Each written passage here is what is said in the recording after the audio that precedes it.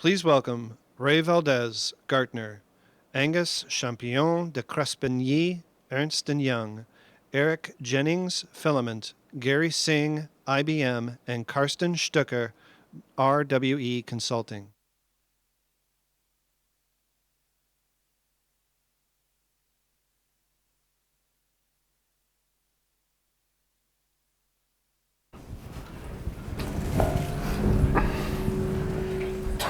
Well, hello everyone. Welcome. My name's Ray Valdez. It's my pleasure to be here with you and talking about something that's very interesting. It's really, in this conference, I found it hopefully educational, illuminative regarding the Internet of money, the Internet of value. And so you can, a theme in the conference is, what's real. And you can draw kind of a big diagram, a big circle, that is the possible, the vision of what's possible. And then within that circle, there is kind of a medium-sized circle of a lot of the proofs of concept, the pilots, what people are actually working on at the conference. And then there's a very small circle that's actually what's in production. In fact, there was a panel this morning where one of the panelists was, major blockchain company, was saying that there's really, as far as he knows, there's only 3 or 4 blockchain deployments at scale today, and obviously that's going to change. But these are these concentric circles. Now we're going to talk about the intersection of the Internet of money, Internet of value, with the Internet of things. And there I'm hoping our panelists will illuminate and provide insight as to those concentric circles, what's real, where are we today, but also the intersection. And being a professional skeptic, as an analyst, I'm thinking that right now the intersection is probably the null set, but we'll find that out. So I'd like to I'll allow my panelists to introduce themselves, starting on my left with Angus. Hello everyone, great to speak to you all. Angus Champion de Crepney. I lead Ernst & Young's blockchain distributed infrastructure strategy for financial services. What we look forward to talking about today is how this is much broader than just financial services. So we work a lot with the non-financial services side in looking at how we can make all of this sort of thing real.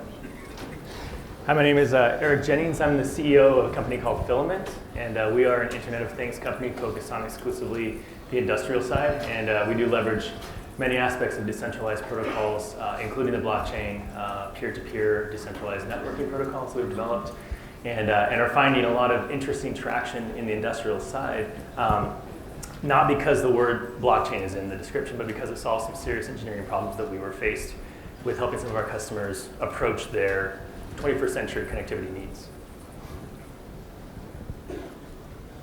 Hi, everyone. Gary Singh from IBM. I guess I'm currently the CTO for our blockchain efforts there. And ironically, previously before that, I was the lead architect on our Internet of Things platform, which actually in that case was a centralized IoT platform. So kind of interesting to figure out how to bridge the two together. Just as an interest, I'm a massive fan of the Internet of Things. I probably have I have issues. I have like 500 or 600 devices, Raspberry Pis and things at home. So I think there's a lot of great stuff we can do prototyping and moving on, and I'm way less of a skeptic, I think, than Ray probably on this. Yeah, hi, my name is Karsten Stöcker. I'm not a skeptic at all. I'm a physicist. I'm working for RWE. RWE is a huge European utility, and we are very much under pressure because of the German energy transition. So we have to turn off a lot of our power plants. There's very much competition in the retail business. And we are looking very much into blockchain to come up with new business models. And for us, blockchain means we are looking into physical delivery, which is a combination of blockchain and IoT for energy, mobility, logistics, and manufacturing. And so we are pretty confident that we can drive in these energy sectors new business models with blockchain. Great. Okay. So we'll work our way through a series of questions. I'm fairly familiar with the blockchain technology stack. I have a Bitcoin node at home. I've looked at the source code. I've met most of the core developers, et cetera, but I know very little about the Internet of Things. But in terms of the blockchain, when I talk about it with my clients, I say the problem with talking about it is that in conversations, people are using 4 different definitions of the word, 4 meanings of the word. One is the very narrow scope of blockchain, which is that one could argue the only one that's real, that's proven, that's been in production 7 years on the open internet, and that's the blockchain that's found in the Bitcoin technology stack. So that's the one very narrow scope, concrete meaning of the word. Secondly, there's the distributed ledger mechanism that is in what we call metacoin platforms. You could call them blockchains, but often they're not blocks, they're not chains, they don't have anything to do with digital currency. So they're beyond coin, metacoin platforms. But they're, Ethereum and 20 other competing platforms, they have a distributed ledger mechanism. The third sense of the word is wishful thinking for magical middleware in the sky that will solve whatever problems you and your organization think you have. If you're financial services, you have one set of problems. If you're in energy, you have a different set of problems. And that magical middleware is being built by many people very quickly with a great sense of urgency, but not necessarily a clear idea of what the end result will be. And the fourth sense of the word is basically what we call blockchain washing, rebranding, relabeling, distributed database technology, security technology, identity technology, and calling it blockchain. That's done by vendors, but also internally. I see that when the CEO asks the CIO, hey, I saw on the cover of Fortune or Economist this thing about the blockchain, are we doing it? The CIO will say yes. Whatever the question the CEO asks, the CIO says yes. Are we doing cloud 10 years ago? Yes, we're doing cloud. Are we doing blockchain? Yes. So it's kind of a relabeling. So that's my taxonomy of blockchain. Now I want our panelists, and anyone can jump in here, it's not directed at any particular panelist. How would you characterize IoT? How would you define it? What taxonomy would you use? I can start at with regards to IoT, there's a reason why we look at these broader suite of technologies as distributed infrastructure. It's a blockchain technology. It's a technical term, not really necessarily that intuitive unless you understand how the technology works. And having a look at different ways in which you can distribute trust amongst various participants, be they individuals or be they devices. There are a number of different ways you can technologically do that.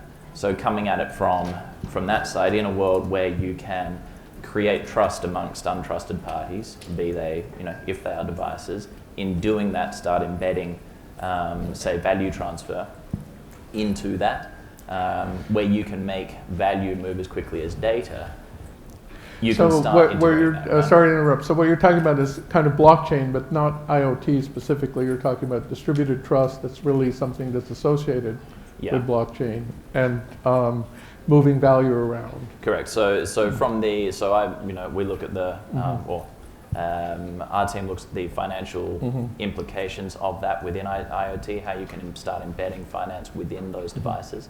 So that's the piece that we're looking at from that side. Okay. And moving to some of the other panelists, but IoT without blockchain, what is it? Without the exchange of value, we're seeing, obviously there's a logical convergence. We have the Internet of Value and the Internet of Things, but they haven't perhaps yet converged, or they're about to. Yeah. But what's IoT itself? When you talk about IoT? Sure. We have strong opinions about our team. IoT is old. It's not new. It's older than the Internet of Money. We used to call it M2M. We used to call it, machine to machine is what it stood for. Their mesh networking, in fact, is very old. There was Ember networks. There was Dust networks out of UC Berkeley. These are devices and protocols that have been used for 20 or 30 years trying to connect machinery on the industrial side. I think when we think of Internet of Things as it became a buzzword, through Gartner, last maybe 4 or 5 years, it really came to be that because of the consumer drive for IoT to start to really take off within the home with home automation and with wearables. But if you look at the industrial side, which is where we spend most of our time, it is not new at all. And I define IoT as simply, from the industrial standpoint, simply as connecting devices to each other in machinery and infrastructure. And then when applicable, which is not always the case, you connect it to the cloud. Why do you do these things in the industrial space? Because of operational efficiencies, first and foremost. 5% cut of an operational cost running a power grid or a manufacturing line can be hundreds of millions of dollars for some of these companies. And so it becomes a very real, very practical, very understandable reason to connect things. So there's a lot of hype and there's a lot of things, but it's really quite boring. A lot of the work we end up doing personally as our company is boring work. It's going out to a construction site and there's a bunch of machinery that needs to be tracked asset-wise. And it's hot and it's humid because it's Dallas or wherever it's at, and you are helping to install these things. So we take a pretty pragmatic approach at it. Yeah, Okay. I would say. I mean, I definitely agree with that. I was going to say. I mean, we have you've had SCADA, right? M2M, various systems. I will say the one thing I think is different about maybe IoT that more people are aware of it. Obviously, completely agree with Eric. Is all the smart devices. But I'd say one difference is if you looked at like old SCADA systems and control systems and things like that, they all kind of used proprietary protocols and things like that, right? So, and then there was disconnection of, you might have to use M2M came out of, kind of on the telco side too, I think, of things, of having like these, using modems and things like that because you didn't have coverage, right? Now we pretty much have like ubiquitous Wi-Fi kind of everywhere and connectivity. And you also had isolation between the systems, right? So if you went into a typical plant, right, the guys, if you were IT provider, most people probably talk to the business side of the house at an energy company, right? You probably weren't going in, I know Eric and team would be, going in and talking to the guys who actually are putting the sensors and things out there. They started to, I think, realize that there was a combination of OT, operational side, and the IT or the business side, right, putting those things together. That became possible, of course, with connectivity and protocols. And now I think as you start, the consumerization of IT has obviously been in the IoT side. But now devices can drive everything, right? So my definition would be the same as kind of Eric's, right? The Internet of Things says that there are machines that can connect with random machines anywhere over a ubiquitous protocol without human intervention. Yeah, indeed. And Carson, Which can be problematic. Yeah, so for us, it's a 20 to 50 billion devices in the year 2020 that are connected. And simple definition can be manufacturing execution systems, telemetry, SCADA, whatever it is. You also mentioned blockchain. For us, blockchain is the Ethereum blockchain. That's the one game in town with a smart contract functionality. And for us, it's important to have smart contracts, a business logic, to connect IoT devices to business logic. And in addition to the Ethereum blockchain, it's a collection of adjacent technologies, such as IPFS, such as big chain database. So we are very big fans of the big chain database, which helps to solve some scalability issues, especially when it comes to IoT. Just one example, BigChain DB, it's a blockchainified database, immutable, decentral, and censorship resistant with up to 1 million write transactions per second. And it's perfect combination basically to have some smart contracts to manage, facilitate access, ownership, to transfer ownership to devices, and also to gather all the telemetry, SCADA, and manufacturing execution data in such a database. So that brings up a big issue, and there's a number of issues that have been brought up. One about the cost efficiencies of this new world of IoT. Another one is the industrial use, the business-to-business use versus consumer use. And we'll get to those in a minute, but you brought up scalability and 50 billion devices. And as a lot of people know, right now the Bitcoin blockchain has a theoretical limit of 7 transactions per second and a pragmatic limit of 2, maybe 3 transactions per second for the entire network. Now there's others like Ethereum that have the 12-second block confirmation time. It's just in theory they're more scalable, although they have their own scalability issues as well. And then you've mentioned things like BigChain DB, which I find fascinating, and that 1 million operations per second. That's a frankly a hard to believe number as a professional skeptic, but it sounds great. But the point is, there's these scalability issues even without the Internet of Things. Just in trying to do what other scenarios that are talked at this conference, whether it's in financial services or legal or healthcare or government or e-voting, et cetera. And IoT introduces the whole scalability dimension. So my question to all of you is, what's the timeline for solving these problems? And are there any IoT specific changes to blockchain technology that need to be made in order to meet the needs of IoT? So anyone? I guess, you know, I mean, people have said this kind of all day, right? I mean, what's the, or maybe somebody said it, you know, the answer is blockchain, either the answer is blockchain, what's the question, right? And I would say, right, I mean, we get into performance. I always wouldn't let that stop you with the use cases. And some of that, I think there's actually a number of use cases that are actually pretty meaningful that you can do today with blockchain and IoT. Like, I mean, for example, it actually can help solve a scale problem in a way, right? So, you know, if you were to go in, and there used to be a system, right? If I have two devices in my house and one wants to, you know, I turn one on or I hit a sensor and it wants, I'm just as a bad example, and it wants to, you know, or I enter a room and it wants to turn on the light.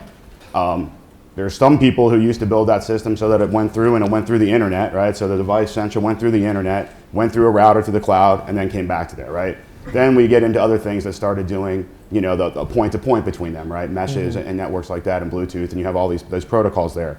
And you can say that's relatively secure because I own those two devices, they're within my confines, right?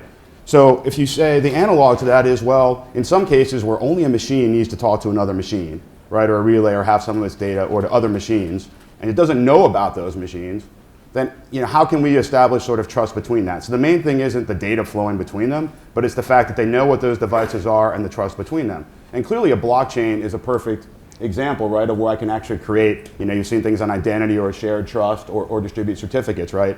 And you say, why would I use a blockchain as opposed to like a centralized database? Well, because those devices could be owned by different vendors, different manufacturers, and they're going to say, look, why do I want to trust you to have this whole repository, right? So now if I have this shared replicated repository that's everywhere, that anybody can become a part of. So you could start out centralized, build it on a blockchain and say, hey, just join me because, look, if you don't trust me, have your own copy and start processing data. And now I've actually solved, so to a degree, right? That's one problem that I actually think you can actually solve. They're going to talk more about the economy and things like that, but that's in my opinion, that's a way that blockchain can help with that scale. And having built systems in the past, we didn't have, you know, agreement to use something like blockchain for this, right? Where I could actually have this distributed trust. It was kind of like, well, if all my devices come from the same manufacturer with the same embedded key, or I've put all the same embedded certificates on everything, which is a scale problem in itself. And a security problem. Then they can all trust, right? But now, I'll let the other guys continue, but I think that's one way that actually we can start out with blockchain and then start looking at, well, then what data doesn't make sense to update potentially on the chain? What type of state and that type of stuff. So you're talking about a process, of a learning process, and you find out what in the solution, in the proposed solution that you're building, what will fit into this one particular technology and what other technologies will be at the edges that you can then use. Okay, please continue, Carsten.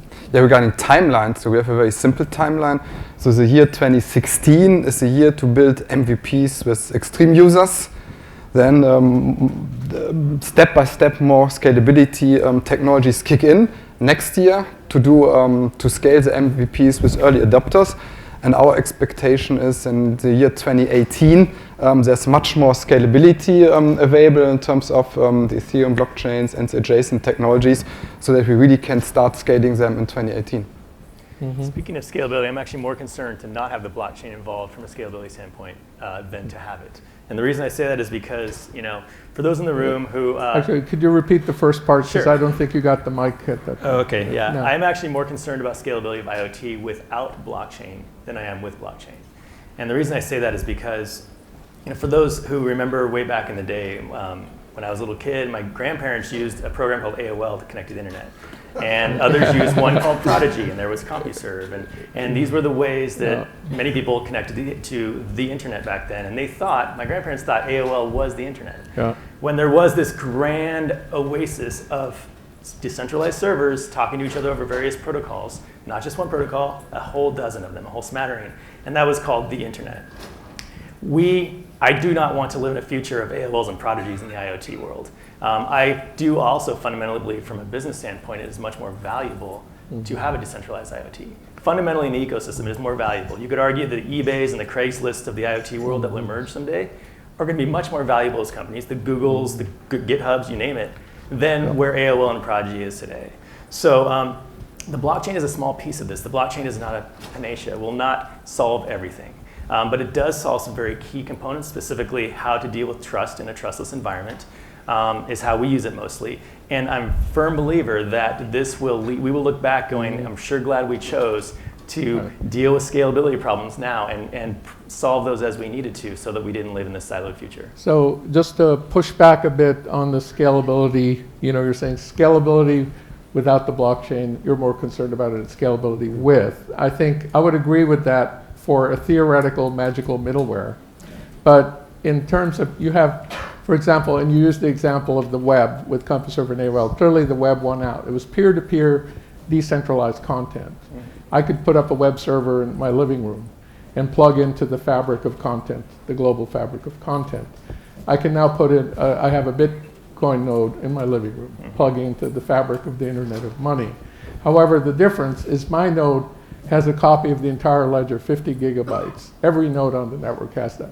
So I wouldn't call that decentralized. And when you move to smart contracts, like Ethereum, every node has to run every contract on that. So that, how does that scale? And that's not, But not every, the parallel, what I'm saying is the parallel between the World Wide Web versus AOL doesn't necessarily hold. I disagree, to be honest. You don't have, my web server in my living room doesn't have a copy. But if you got a of slash the out entire effect, your internet. web server would go down if you got hit too hard, too many visitors, and you now cannot scale as a web server, right? So there were problems that were solved in the web side. There were problems that will be solved in the blockchain side. I don't have the answers today. I don't think anyone here does. We all believe and truly feel that it does need to scale, and it will scale. There are ways to do scaling, I believe. I'm a very big proponent of Lightning Network. I think Elizabeth and her team are doing great work. I think there are other people doing really good work. There are problems to be solved, and they will be solved. So maybe I'm just too idealistic. I would agree with that, but I'll let you others. But I was going to say though, not every. I mean, there's parts of. I think there's parts of maybe technology or whichever technology you might be using that required you to do that. But as an example, most certainly, every IoT node that would ever communicate to a blockchain network probably not going to communicate to the same blockchain network to start out with. But we could assume that someday maybe we'll have a worldwide global blockchain network. But number two, not every one of those, they're going to be clients, right? So blockchains are going to be like me, right? So when I'm on Bitcoin, I used to run a mining node just for fun, but I don't anymore, right? I mean, if I want to spend my Bitcoins, I only have a few of them, by the way. I use a wallet, right? Which is a client API. I think there's some deficiencies in some of the, there aren't clients, I'll say that, for some platforms today, for some blockchain platforms today. So as we start looking at that, and then I think there are, going back to the thing, I'm not so sure what, that you're ever going to have every record, right? I mean, every record that comes off of every device, what are you using the blockchain for, is I guess what I'll say, right? You're always going to have architectures of aggregators. You're always going to have architectures of filtering. And I think most certainly not everybody cares about every record, right, that's out there, right? And yeah, I mean, we can do a million. I mean, right, like I said, I've built systems that can support, we did 10 million devices connected to a single set of servers sending 10 million messages a second. But, and I have to buffer them and process them and load them to a data. But that's not, I'm not going to send that to a blockchain to replicate that to everybody, right? That's just silly. Right. So I think, I know where you're going with scalability on this, but I think, again, it depends on what the use cases were. There's lots of events that come off of devices that can propagate into the smart chain economy. There's a smart contract economy. There's the notion of selling the data that's on my device, right? That I want to register and say I'm a provider of this device. So instead of having me upload my device to a cloud and then sell it to somebody else, get it directly off my, anyway, I think, so it actually, the decentralization actually does solve part of the scale problem, right? The fact that I can trust these devices, know who they are, and where this is, and have that location actually is pretty powerful. And the scalability issues are, it's to do with how the technology is designed now. And I think that, I mean, you're right. There's a theoretical destination for where this could fit. This decentralized trust does help with somewhat standardizing outside of proprietary protocols, and there'll probably be trade-offs. There will be situations where you'll use, one protocol or one backbone. There, you may use another one for another, and someone will work out the scalability issues, whether it's sharding or come out in the wash. Yeah, well, I think I would agree with the sentiment that I would phrase it differently. There's basically a lot of clever people, smart people, doing clever hacks to take something that was not really scalable, but that doesn't mean it won't succeed. If you look at the Intel architecture, when you had the 8088, it was like 8 bits to 16-bit address space to 20 bits to 24-bit to 32-bit to 64-bit. And each one, if you're a CPU designer, you'd go, this is a hack.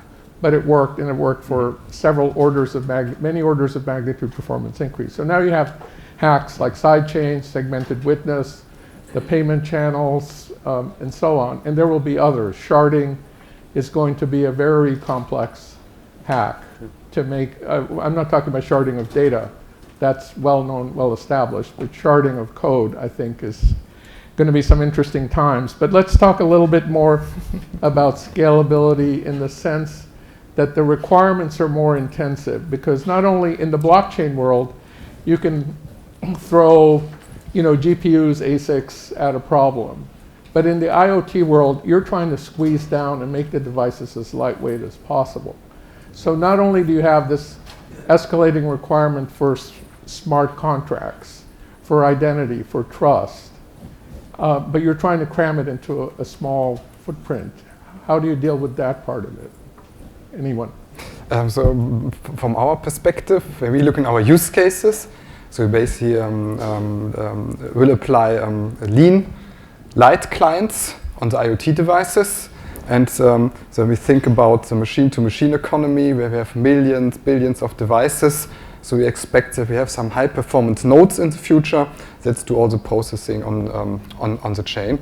And I think that's kind of conclusion for scalability. So I would personally would like more to talk about how to make it real, the use cases. Yeah, we'll get to use cases. Just one last thing about scalability, and sorry to drill down. There's one thing is that I've seen when people talk about the vision of the Internet of Things, they're talking, we have this wonderful world of many devices from many vendors, and they're all communicating, basically kumbaya of devices, right? They're all communicating this wonderful information. But those of us who were like in the world of way back when XML, how many people remember XML? But the idea was this was a universal way of exchanging data among heterogeneous systems. And the technology worked, but the problem was getting an agreement of what kind of data to send to whom. In the medical field, there was a flavor of the XML technology did not change, the foundation did not change. But getting people to agree on what data to interchange. So now you have the blockchain, which in its current form is basically a linear list of transaction records that have a small number of fields. It's not a flexible, and the vision of a blockchain in the future is a flexible data model. You'll have query, reporting, analytics, monitoring, et cetera, but nobody mentions how you're going to decide how to exchange data, for a device. Any thoughts there? Have you run into that? Yeah. Do you see that as a problem? I think you had two questions in there. I think there's the notion of you have to be careful, right, of not trying to force fit. In some cases, you're exactly right on some of this stuff, right? There's some models, right? Models designed specifically to deal with cryptocurrency and do smart things with cryptocurrency, right? You can change the color of it, you can do whatever, but right then trying to overlay and force, a model that's not the real model, right? A model that has 15, fields that you want to query on and stuff like that's probably, not correct, right? So then you start moving to sort of more smart contracts that have more general state, right? I think you're exactly right in the sense that we will need to decide, right, how much of the state store versus the blocks and things like that. And I think that'll sort of be seen, right, as we start to talk about, blockchain versus like being cryptocurrency, right? And that's one of the things you've heard of various projects out there. Some of the stuff that we were trying to do in the Hyperledger side, right, of things, right, having a flexible model, right, that has you on the data. So completely agree with you there. But yeah, you're right. I mean, people always get in the way, right, of standards and technology, right? But I think there's still enough out there, right? There's still enough devices and enough things from people in enough industries that even amongst themselves, the few players that want to partner, there's still actually a lot of value in the short term. And maybe one will win out. Maybe they all will win, maybe a few of them will win out, right? Maybe you'll have 4 or 5 different protocols, and we have gateways and bridges, and I think they're all solvable problems, right, that have been going on in IoT that, blockchain, or even different blockchains will just be sort of pluggable anchors into that. Okay, so sorry to get, let's move away from the weeds, geeky stuff, but to more use cases, very pragmatic business. What do you see are the top use cases for this convergence of IoT and blockchain technology, starting with Karsten? Yeah. So for us, it's important this combination of blockchain and IoT. We make the data communication with the IoT devices secure. Like we know, okay, it's exactly coming from this device. It's not manipulated. First, that we can easily transfer ownership of devices. That we can easily share and lend a device via blockchain and IoT, and also very important that we can easily incentivize a person or a device to participate with its data, to send the data, so that we can run all-time kind of data analytics use cases. And for me, it's important the equal participation principle. Every tiny device, such as a €5 weather station, can participate in a business model by providing the data and gets tiny nano transactions as incentives to provide the data.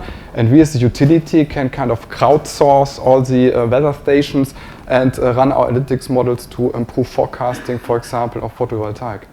More the technical side, in terms of on the business model side, so we pretty much believe in terms of more collaborative, cooperative business models in the future, in terms of sharing economy, zero marginal economy, and again, by IoT, smart contract, decentralized organization, having the ability to connect different devices, so we can then run all kind of use cases for manufacturing, a shared micro factory, for example, crowd logistics, for example, with all the autonomous vehicles, or even mobility use cases when we look into electric vehicle charging.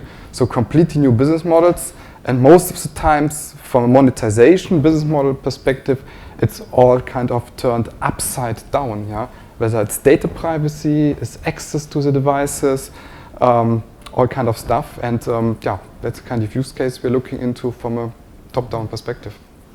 Others? I think that a lot of what Carsten spoke to there, we're seeing we're seeing the merging of non-financial services, non-financial institution companies, tech companies, industrial, and the potential for finance coming at it the other way. Sharing economy, for example, if you can increase the productivity of an asset and you're providing financing to that asset, it actually improves the numbers. Now, someone's car that they receive a car loan for, they're more likely to be paying off that car if they can start sharing that with others and achieving greater productivity for what otherwise would not be a very productive asset. That for financial institutions to be able to improve the risk numbers around some of the assets that they're providing financing to is beneficial. This here, the amount of information that you can collect around uses such as that, or other areas, medical devices, some of those are things that don't have very high productivity. You can track a lot of information. You can track who's sharing it, track the current system, the device's state of repair, and all of this can go into various actuarial models, various risk models that can start embedding finance directly into these devices. So there are a few interesting things that we're sort of seeing with that now. Technology has a bit of a way to go. We need to work out the standards and how the devices get plugged into that system with sensors and so on, but that's some of the stuff that we've been looking at. Cool. Yeah, for us, I mean, we see a lot of different use cases across a lot of different industrial verticals. I'll mention one that actually ties together with Carson, because I think that I speak for everyone on the stage. I think a lot of us see the future in a similar way, and specifically, we as Filament see the world like Carson described. One of the more recent projects we helped on was really enabling a research group to realize the secure and reliable generation of what's called renewable energy credits, RECs. So these are digital assets that are created off of a solar renewable energy source, and a lot of times they're fraudulent, or they're double spent, or they're used in ways that are inefficient or quite frankly unacceptable from a regulatory standpoint, from an asset tracking standpoint.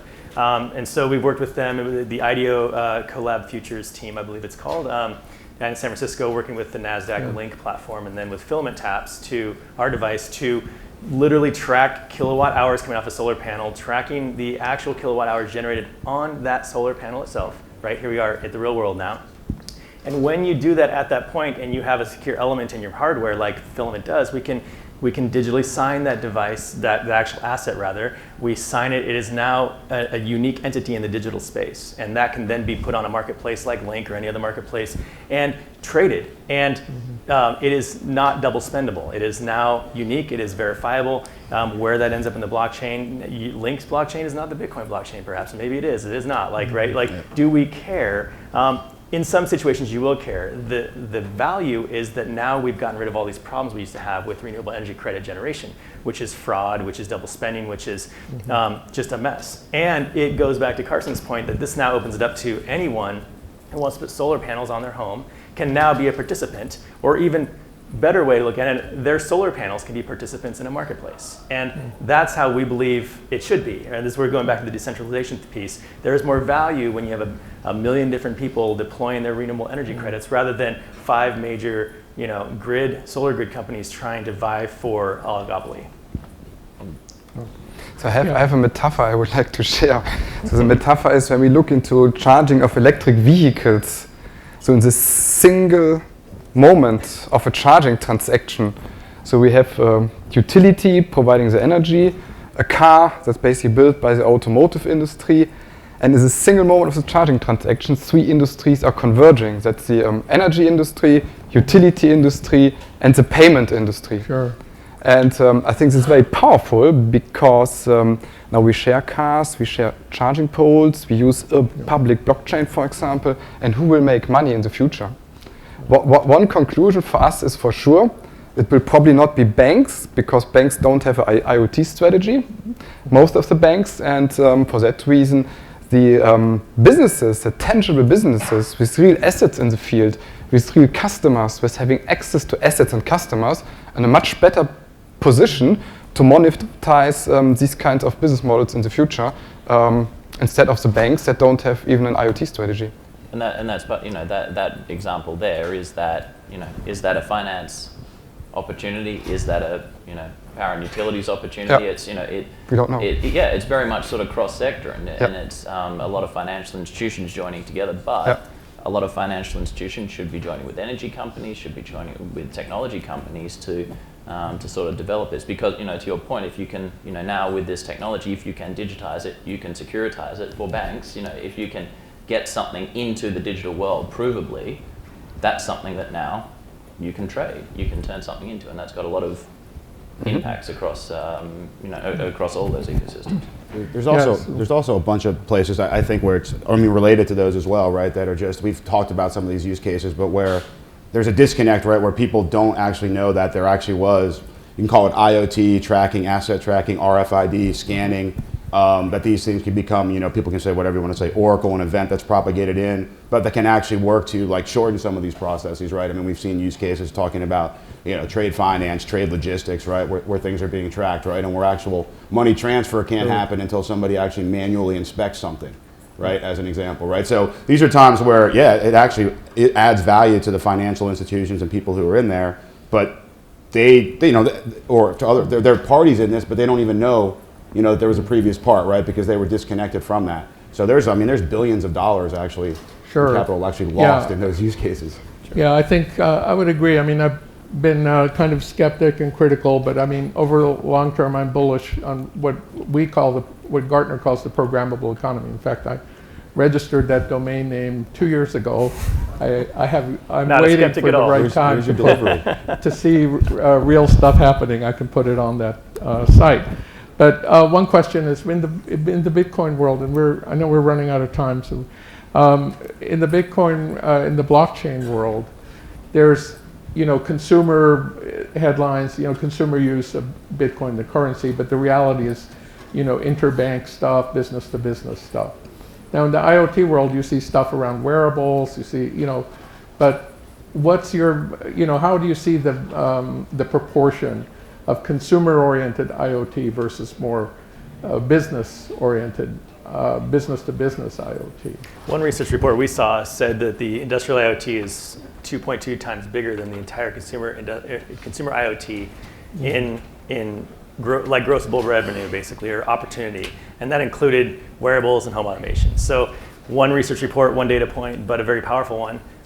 We took that to heart when we pivoted our company from working on a consumer-based mesh networking protocol and technology completely over to the industrial side. Because when we started, industrial customers were trying to use our commercial hobbyist product for things like collision avoidance between vehicles on a work site. Like, that's maddening. That was terrifying to us, right? Like, please do not do that with our little device. And what it turned out to see is that it turns out there is a real need in the industrial side. And I think it's going to far outpass what we see in consumer for the time being, just because consumer purchasing sentiment is fickle right now in the consumer space, in IoT. It doesn't, we joke about everyone has a side drawer near their bed, which is like a wearable graveyard of things you bought for a while and now they're gone, right? And I think that's going to take a while for the consumer side to catch up. Industrial customers can save tons of money, billions of dollars, by deploying some of these things today, and they will absolutely do so. So in the last minute, any final words from anyone? Angus, Eric, Gary, Karsten? Yeah, so for me, it's important call for action. So we have a lot of use cases, and we really need to push them out of the real world to test them, to have real life tests available. So that's what we are doing with RWE, to really push it on the customer side, on the industrial side. And we call it an Alltagstest. It's a good German word, to bring it in the Alltagstest, to do it now really the real life testing, but not only from a technology perspective, also from a business perspective, business model perspective, and in addition from a customer journey, customer experience perspective, because we discussed technology in this panel, but we have not even thought about the customer. Who's the customer? What's the journey? What's the experience? And so call for action for us, what we are doing, we are applying kind of modified the IDEO design thinking approach to really bring the technology to business customers or retail customers to make it happen.